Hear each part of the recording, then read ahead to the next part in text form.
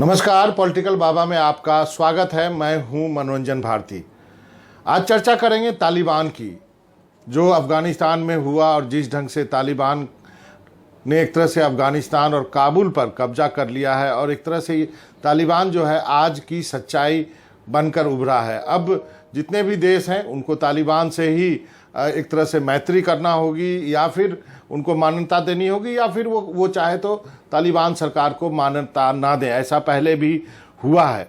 ये एक ऐसी घटना है जिसका लोगों को उतना अंदाज़ा नहीं था, या फिर कहें कि इतना जल्दी ये सब कुछ घट जाएगा इसका अंदाज़ा किसी को नहीं था। लोगों को लगा था कि 3 महीने लग सकते हैं तालिबान को काबुल पहुंचने में, लेकिन वो महज पलक झपकते ही जो है तालिबान ने काबुल पर कब्जा कर लिया और जो अफ़गानिस्तान के राष्ट्रपति हैं वो बिना लड़े हुए देश छोड़ करके बाहर चले गए और जो अफ़गानिस्तान की सेना है उन्होंने एक तरह से सरेंडर ही कर दिया। अब जो स्थिति उभरी है वो ये है कि विभिन्न देशों के लोग जो अफ़गानिस्तान में हैं वो फंसे हैं और उनको बाहर निकालने का काम किया जा रहा है। अब जो है वहाँ के एयरपोर्ट जो कि उसकी सेवाएं पहले बंद थी अब वो खुल गई हैं।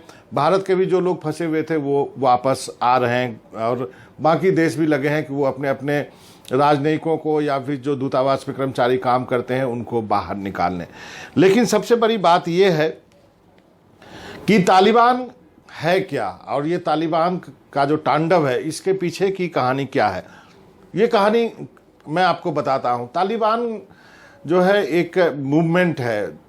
तालिब जो है जिससे कि तालिबान बना है, तालिब का मतलब होता है स्टूडेंट, छात्र, और उसी मूवमेंट को तालिबान मूवमेंट कहा जाता है। अफ़गानिस्तान का जो इलाका है आपको बता दूं कि 55% लोग जो है पश्तो बोलते हैं। कुछ पाकिस्तान में और ईरान में भी लोग पश्तो बोलते हैं और ये सारे जो तालिबानी है ये भी इसी भाषा में बात करते हैं। 12वीं और 13वीं शताब्दी की बात करूं तो अफ़गानिस्तान में चंगेज़ खान ने शासन किया। 19वीं शताब्दी में अंग्रेज आए, ब्रिटिश आए, उसके बाद रूस आया और रूस के बाहर जाने के बाद अमेरिका आया। और आपको बता दूं कि अफ़गानिस्तान एकमात्र ऐसी जगह है कि बाकी सभी लोग आए लेकिन किसी ने उस पर ठीक ढंग से कब्जा करके उसका शासन ठीक से नहीं चला पाए। आपको बता दूं कि सिकंदर, जिसको अलेक्जेंडर द ग्रेट कहते हैं, सिकंदर भी पूरी दुनिया को जीतता हुआ आया लेकिन अफ़गानिस्तान में हार गया और वो जो है उसकी जो पूरी दुनिया को जीतने की जो उसकी मंशा थी वो पूरी नहीं हो सकी। मगध साम्राज्य भी और बाकी साम्राज्य भी अतीत में जो है कोशिश करते रहे। मुगल्स ने भी कोशिश किया लेकिन वो एक ऐसा प्रदेश रहा, आप कह सकते हैं अफ़गानिस्तान, जो कि गाहे बगाहे कब्जा में आता था लेकिन वो निकल जाता था। जैसा कि मैंने कहा कि पहले चंगेज़ खान आए, फिर ब्रिटिश आए, फिर रूस आया और अब उसके बाद अमेरिका आया। मॉडर्न शासकों की बात करें तो अमानुल्लाह जो है 1923 में वहाँ के शासक बने और एक संविधान भी बनाया। ये शासन जो है वो सोवियत संघ के मॉडल पे था, जहाँ पर कि आप कह सकते हैं पुरुष और महिलाओं में भेद नहीं था और धर्म की आज़ादी भी थी। ये एक समय कहा जाता है कि जो आप आजकल सोशल मीडिया पे 1923 के बाद की तस्वीरें देखते हैं जिसमें लड़कियां जो है मॉडर्न पोशाकें में आपको दिखेंगी और खुले वातावरण में दिखेगी, ये उसी समय का अफ़गानिस्तान था जहाँ पे महिला और पुरुष में भेद नहीं था और धर्म की भी आज़ादी थी। आप अलग अलग धर्म मान सकते थे। उसके बाद अमानुल्लाह के बाद जाहिद शाह और नादिर शाह का शासन हुआ। फिर 1979 में सोवियत जो है वो सोवियत संघ जो है उन्होंने इन्वेड किया, यानी घुसे अफ़गानिस्तान में। उनका भी शासन जो रहा वो अपने कम्युनिस्ट शासन के तरह ही था, इक्वलिटी थी, वहाँ कम्युनिस्ट शासन था और वो उसी तरह से वो शासन चला रहे थे जैसा कि वो रसिया में था। लेकिन हुआ क्या कि रूस के अफ़गानिस्तान जाने के बाद अमेरिका, पाकिस्तान, चीन और सऊदी अरब एक हो गए और इसमें सबसे अहम भूमिका निभाई पाकिस्तान की इंटेलिजेंस एजेंसी ISI ने। और ISI ने क्या किया कि वहाँ पर अफ़गानिस्तान में जो 40 अलग अलग कबायली ग्रुप थे उनको इकट्ठा करके 2 भाग में बांटा, इस्लामिक रेडिकल और इस्लामिक कंजर्वेटिव। और उसके बाद एक वहाँ पे संघर्ष चला सोवियत रूस के खिलाफ। तब तक रूस का भी जो है एक तरह से पतन शुरू हो गया था, आप कह सकते हैं। रूस जो माइटी, जो विशाल रूस का साम्राज्य था, वो भी, उसमें भी जो है वो खींचतान शुरू हो गई थी। और आपको याद होगा कि 1989 में गोर्बाचोव ने जो है, उन्होंने रूस को डिसइंटीग्रेट कर दिया, मैंने अलग अलग कर दिया। जो सोवियत रूस होता था, यूक्रेन अलग हो गया और बाकी प्रदेश अलग हो गए और रूस अलग हो गया। और उसके बाद उसी समय 1989 में जो है सोवियत रूस ने अफगानिस्तान को खाली कर दिया। और उसके जाते ही एक बार फिर आईएसआई जो पाकिस्तान की इंटेलिजेंस सर्विसेज है, उसको मौका मिला और उसने एक कंधार स्टूडेंट मूवमेंट शुरू किया।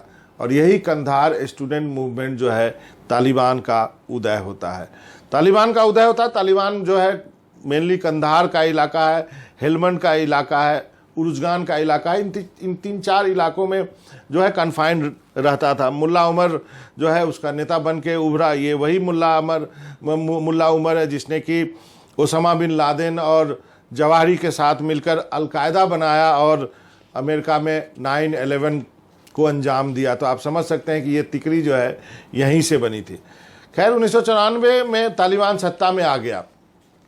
कंधार उसके कब्जे में था ही। उसके बाद उसको पाकिस्तान से सैन्य सहायता मिली, यानी हथियार मिली। क्या लड़ाई की स्ट्रेटेजी क्या बनानी है, उसमें सहायता मिली और हथियार मिले। सऊदी अरब से उसको पैसा मिला। 2 साल के अंदर यानी 96 में तालिबान ने काबुल पर कब्जा कर लिया। उस वक्त काबुल जो अफगानिस्तान के राष्ट्रपति थे बरूदुद्दीन रब्बानी थे। उसके बाद जब तालिबान का कब्जा हुआ तो शासन एकदम से बदल गया। शासन कठोर था, खासकर महिलाओं के लिए। उन्हें शिक्षा, नौकरी और बाकी चीज़ों में कोई भागीदारी नहीं थी, उनको निकाल दिया गया। यही नहीं, तालिबान का अपना कानून, उन्होंने जो शरिया का कानून है वो लागू करना चाहते हैं शुरू से, वो उन्होंने लागू किया। उस पर जो है कोई आप ऐसे नहीं कर सकते थे। कानून के किसी मुताबिक कोई बहस होती थी, जिसको जो पनिशमेंट देना होता था, दंड देना होता था, वो दिया गया। इसके अलावा तालिबान ने क्या किया कि जो गैर इस्लामिक प्रतीक थे, अफगानिस्तान के बामियान के गुफाओं में बुद्ध की बड़ी बड़ी मूर्तियां लगी हुई थी, उन सबको उड़ा दिया उन्होंने। उन सबको जो है डिस्ट्रॉय कर दिया, ख़त्म कर दिया उन्होंने। अब वहाँ पे शायद बामियान में बुद्ध की बड़ी बड़ी जो है मूर्तियाँ आपको नहीं मिलेगी। संगीत पे प्रतिबद्ध था, कोई नाच गाना कुछ नहीं कर सकता था। यदि आपने इसमें किया तो बहुत ही कठोर कानून था, आपको कोड़े मारे जाएंगे, आपको मौत के घाट, मतलब पब्लिक में आपको मौत के घाट उतार दिया जाएगा। यही तालिबान आगे चल के इसी का एक गुट था जिसने कि भारत के एक जहाज़ का अपहरण किया। आप सबको याद होगा, वो नेपाल से, काठमांडू से चला था, उस अपहरण करके कंधार ले जाया गया। वाजपेयी जी की सरकार थी, ये भी आपको याद होगा। उसके बाद जो आतंकवादी छोड़े गए, वो सारे आतंकवादी जो है वो पाकिस्तान गए। अभी भी कई उसमें से कुछ लोग पाकिस्तान से ऑपरेट कर रहे हैं।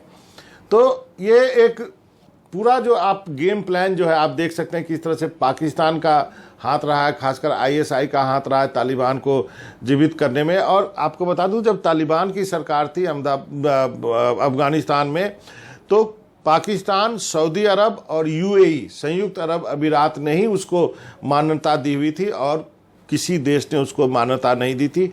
इन्हीं 3 से होता था। पाकिस्तान से उनको हथियार मिलता था, सैन्य सहायता मिलती थी, और सऊदी अरब और संयुक्त अरब अमीरात से उनको पैसा मिलता था। उनकी अपनी एक इकोनॉमी भी थी जिसकी भी मैं चर्चा करना चाहूँगा। वो इकोनॉमी थी ड्रग्स की। अब जो तालिबान का इलाका है वहाँ पर जो है वो काफ़ी मामला में पॉपी जो है, जिसको हम कहते हैं, जिससे कि बाद में हीरोइन बनाई जाती है, वो उगाया जाता है। हालांकि तालिबान कहता है कि वो इसके खिलाफ है, और लेकिन बाद में देखा गया कि तालिबान को लगा कि ये एक अच्छा प्रॉफिटेबल बिजनेस है, तो उन्होंने उसको उगाना शुरू किया। यहाँ तक कि किसान जो उगाते थे उन पर से टैक्स लेना भी शुरू किया। और आपको बता दूं कि एक एस्टिमेट के अनुसार जो ये ड्रग्स का जो तालिबान का बिजनेस था, वो $400 मिलियन से लेकर के आप कह सकते हैं करीब $1.5 बिलियन तक था वो, 400 मिलियन डॉलर से लेकर के 1.5 बिलियन डॉलर तक था वहाँ पे। तो ये एक ऐसी चीज़ थी जो कि तालिबान को हथियार खरीदने में सबसे आसानी होती थी। उन्होंने एक रूट बनाया हुआ था जिसको कि पाकिस्तान होके और बाकी जगह, और वो चाइना तक जाता था,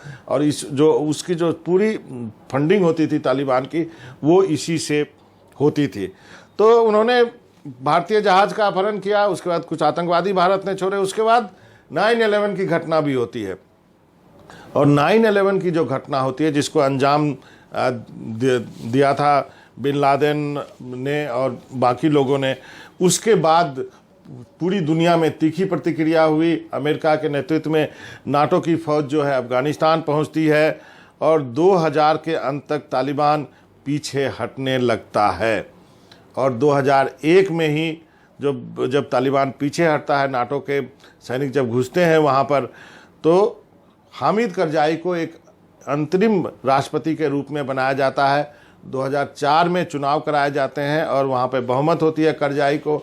और सबसे बड़ी बात है, 2004 के चुनाव में महिलाओं को भी वोटिंग राइट दिया गया था।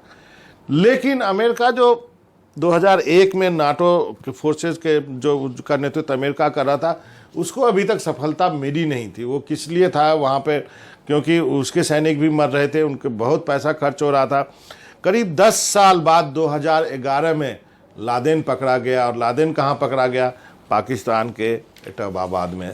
तो जो बात हम बार बार कर रहे हैं कि इस जो मॉन्स्टर है, जो तालिबान है, उसके पीछे कौन है, तो उसके पीछे ISI है, और जो कि इसको सह दे रहा है। अमेरिका ने उसके बाद, जब लादेन के मरने के बाद, अमेरिका ने ये करीब तय कर लिया कि हमें जो है अब यहाँ से सेना वापस बुलानी है। तो 2018 में उन्होंने सैनिकों को वापस 2018 में सैनिकों को वापस बुलाने के लिए एक तरह से मन बना लिया था। और 2020 के फरवरी में अमेरिका, जिसके राष्ट्रपति डोनाल्ड ट्रंप थे, और तालिबान के बीच एक समझौता होता है, कतर में होता है ये समझौता, और एक डील साइन होती है जिसमें ये होता है कि सेना जो है, अमेरिकी सेना एक निर्धारित अवधि में वापस आ जाएगी। और उसी का नतीजा हुआ कि जो बाइडेन ने सेना वापस भी लाया। जो अमेरिका ने कहा कि हमने यहाँ सारे सैनिकों को, करीब लाखों सैनिकों को ट्रेन कर दिया है, लेकिन वो सब कुछ हुआ नहीं। तालिबान घुसी और घुसती ही चली गई और सीधे काबुल पर कब्जा कर लिया। आखिर तालिबान को मिला क्या?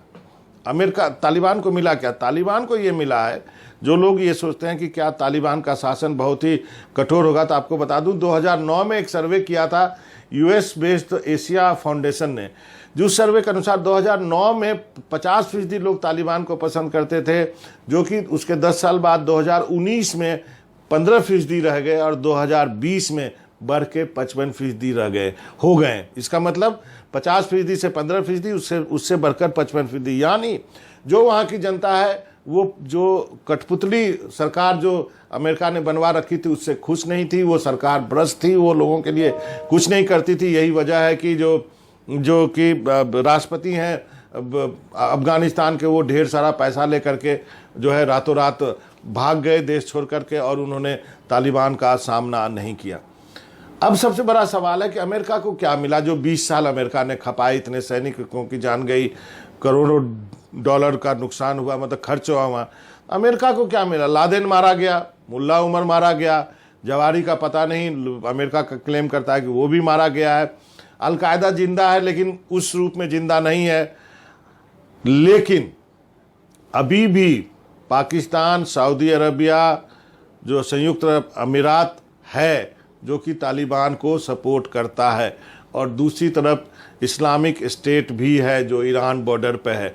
यानी अब जो दुनिया के लिए चुनौती दो तरफ से है, एक तरफ से तालिबान वापस आ गया है, ये एक नई चुनौती है। अब इस तालिबान से कैसे पूरी दुनिया डील करेगी ये देखना होगा, क्योंकि पिछली बार केवल 3 ही जो राष्ट्र हैं, देश हैं, पाकिस्तान, सऊदी अरबिया और UAE ने मान्यता दी थी। इस बार क्या होगा ये देखने की बात होगी। लेकिन ये एक चुनौती का समय है जिसके लिए अमेरिका का सिरदर्द नहीं है, पूरी दुनिया को इसके लिए कुछ करना होगा, सोचना होगा। तो पॉलिटिकल बाबा में आज इतना ही। कल कुछ नया सब्जेक्ट होगा और नई चीज़ों पे बात करें।